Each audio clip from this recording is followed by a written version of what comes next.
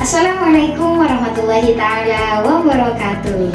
Perkenalkan, saya Sofyatul Wahidah, SEMH, dosen Prodi Hukum Ekonomi Syariah di Sekolah Tinggi Agama Islam Nurul Abror Ar-Rabbani.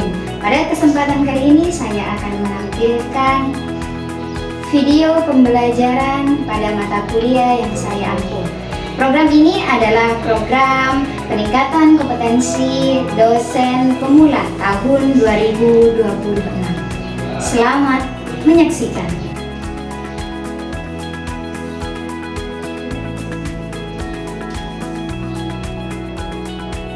Ya, Assalamualaikum warahmatullahi wabarakatuh. Waalaikumsalam warahmatullahi wabarakatuh. Sebelum kita mulai, marilah kita baca doa terlebih dahulu. Bismillahirrahmanirrahim. Raditu billahi rabban wa bil islami dinan wa bi Muhammadin nabiyyan wa rasulan. Rabbi zidni ilma warzuqni fahma. Rabbi shrah li sadri wa yassir li amri wahlul 'uqdatam min lisani yafqahu qawli. Rabbana la ilma lana illa ma 'allamtana innaka antal alimul hakim. Baik, terima kasih. Seperti biasa, pertama-tama kita melakukan presensi terlebih dahulu, karena presensi ini kan masuk ke dalam penilaian kehadiran bagian partisipasi, ya. Silakan dimulai presensinya.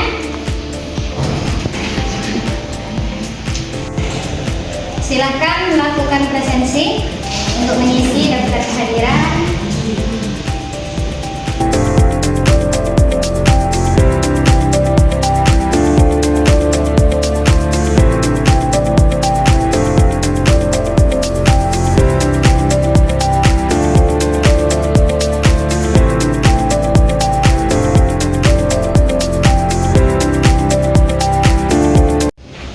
Baik, hari ini kita akan berdiskusi mengenai hukum adat. Jadi tujuan kita mempelajari hukum adat sudah sesuai dengan sub CPMK yang sudah pernah ditampilkan RPS-nya oleh saya? Iya. Nah, jadi karena di dalamnya tentang konsep dasar, definisi, kemudian pengertian para ahli, kemudian analisis mengenai hukum adat itu sendiri yang ada di Indonesia, dan studi kasus hukum adat yang ada di Indonesia.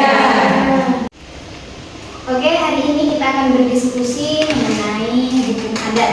Jadi, hukum adat ini merupakan salah satu materi yang ada di mata kuliah Sistem Hukum di Indonesia. Hukum adat merupakan lanjutan dari materi yang sebelumnya kita bahas. Apa yang kita bahas kemarin?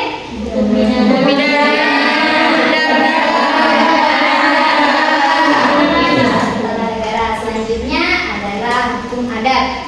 Pertama-tama kita akan mengetahui mengenai definisi hukum adat. Dan tahu apa definisi hukum adat?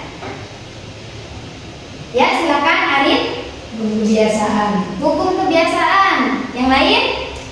Aturan tidak tertulis tentang nilai budaya. Aturan tidak tertulis tentang nilai budaya. Oke, bagus.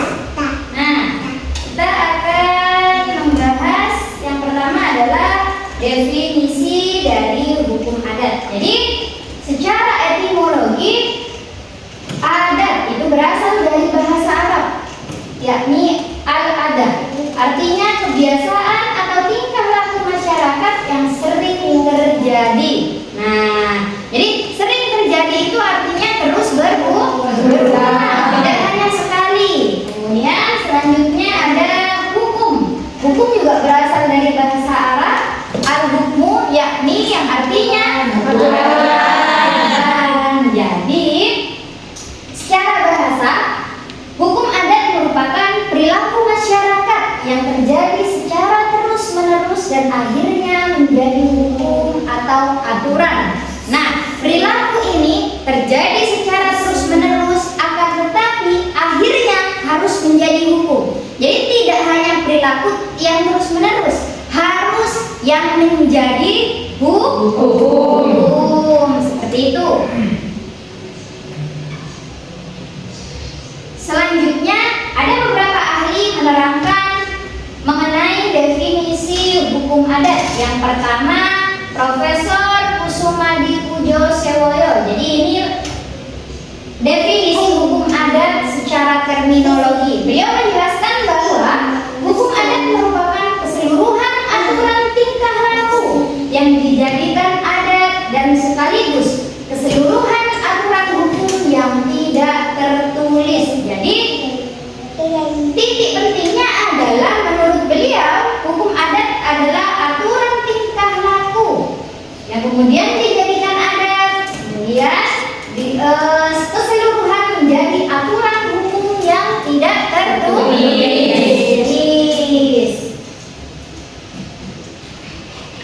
Selanjutnya, Profesor Supomo menjelaskan bahwa hukum adat itu adalah sinonim dari hukum tidak tertulis. Nah, jadi kalau tertulis namanya bukan hukum adat. Hukum adat itu harus hukumnya tidak tertulis. Ada juga Profesor Kusno menjelaskan bahwa hukum adat adalah hukum yang berurat dan berakar dari rakyat. Nah, jadi hukum ini dia asalnya dari rakyat, kemudian digunakan oleh rakyat dan diatur oleh rakyat. Jadi memang berurat dan berakar dari rakyat. Oke, sudah paham dengan apa yang sudah kita diskusikan? Paham. Oke, untuk menilai tingkat pemahaman teman-teman semua, kita akan membuat tugas kelompok. Ya, ini ada berapa orang? Ada 20 orang. Ya, oke, jadi tiap kelompok 5 orang, berarti ada 4 kelompok. Silakan masing-masing mencari studi kasus hukum adat yang ada di Indonesia. Kemudian tetapkan bagaimana cara penyelesaian sengketa dalam hukum adat tersebut. Jadi masing-masing kelompok memberikan 3 contoh studi kasus hukum adat. Silakan nanti dibuat makalah kemudian dipresentasikan dalam PowerPoint. Dipersilakan mencari kelompoknya.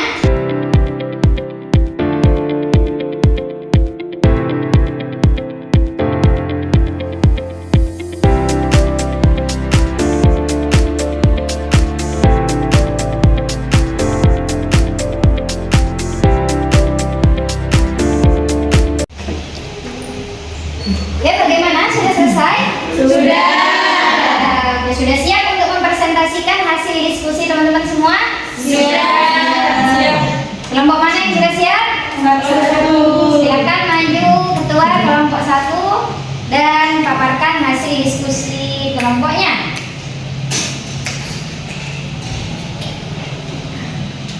Jadi saya akan memaparkan sedikit mengenai contoh hukum adat di Indonesia, selanjutnya yang ada di Kepulauan Nias. Di Kepulauan Nias ini, pihak laki-laki akan mendapatkan wasti utama dalam silsilah di keluarga. Oke, selanjutnya kita akan melakukan evaluasi dari materi yang sudah kita diskusikan.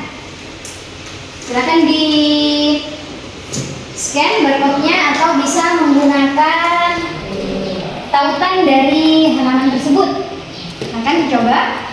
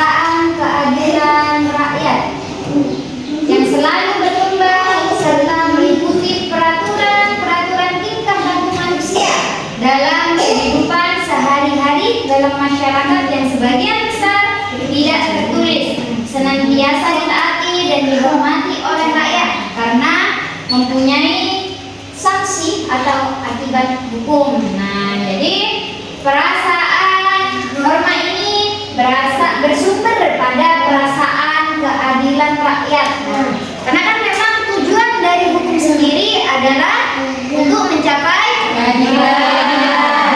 Jadi norma yang bersumber pada keadilan, kemudian peraturan tingkah laku manusia yang sebagian besarnya tidak tertulis. Nah, karena tadi bersumber pada perasaan keadilan rakyat, maka dengan senang hati rakyat akan senantiasa menaati dan menghormati aturan tersebut. Selain itu, karena aturan tersebut juga memiliki sanksi atau akibat hukum. Ya, ada lagi yang mau ditanyakan? Cukup. Dirasa cukup? Cukup.